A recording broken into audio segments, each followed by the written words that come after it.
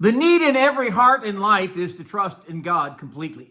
It is to obey his word, to remain steadfast and firm in the faith all of our days. Good morning. This is Pastor Ernie Lewis of the Blue Point Church in Sisney, Illinois, with your thoughts for Wednesday.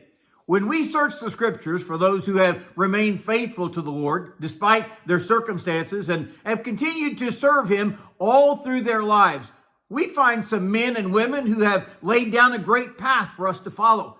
But we also find those admonitions that are for each of us to listen to and to emulate in our lives. Psalm 1 gives us that correct path to follow and the blessings that follow for this faithful servant. He says in Psalm 1:6, "He shall be like a tree planted by the rivers of water that brings forth fruit in its season. His leaf shall not wither. Whatever he does shall prosper." Now, that life and testimony seem like what we all want in this world, right? Some stability, some prospering. But you must read verses 1 and 2 that brought this man to where he enjoyed God's blessings. He begins by saying, "Blessed is the man who walks not in the counsel of the ungodly, nor stands in the path of sinners, nor sits in the seat of the scornful." This blessed man, you realize, means he's contented. It means he is certainly satisfied with the life that he has. And it begins by setting some guardrails for their life to build integrity and good character. First of all, he will not walk in the counsel of the ungodly. You know, sometimes we get confused. We think that their advice or maybe even their example that they've lived seems appealing to us. That is certainly wrong. The prosperous person also does not stand in the path of sinners. We need to be careful about the places where we find ourselves and the negative influence that it will have upon us. Now, some people have actually told me, the Wild Horse Saloon in Nashville is such a historic place. Although they may not have gunfights or dance hall girls like they had in Gunsmoke, it's still a saloon, all right? The person is also described as not sitting in the seat of the scornful. Have you ever noticed how contagious a bad attitude can be? I mean, whenever people begin to run down someone with their words, it looks like a football team, and everybody begins to pile on.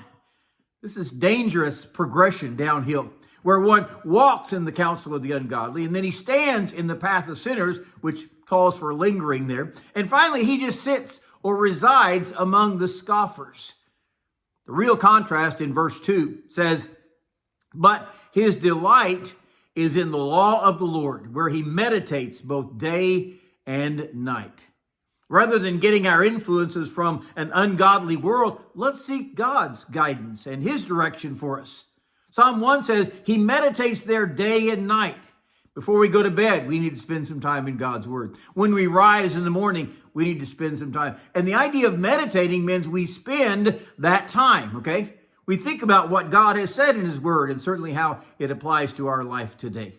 Then he speaks of the lasting effects on him because he's like a tree planted by the rivers of water. Not only is he that permanent structure in his stand for the Lord and his walk with God, we'll also find that he brings forth fruit when the seasons come. We need to be producing good fruit for the Lord in our lives. He also says his leaf will not wither. Now, there may be times in our lives when we feel like our leaf is not really looking all that healthy, right? Maybe it was during those 5-degree temperatures last week, or during those times when Satan just seems to attack our soul.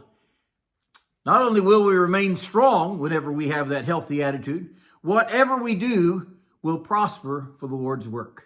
When we're keeping the right attitude and we're seeking God's word and his direction for our lives, we will find that God will prosper our way, that we can be like that tree planted by the water, brings forth fruit, and he will remain steadfast there in God's love and certainly in his service.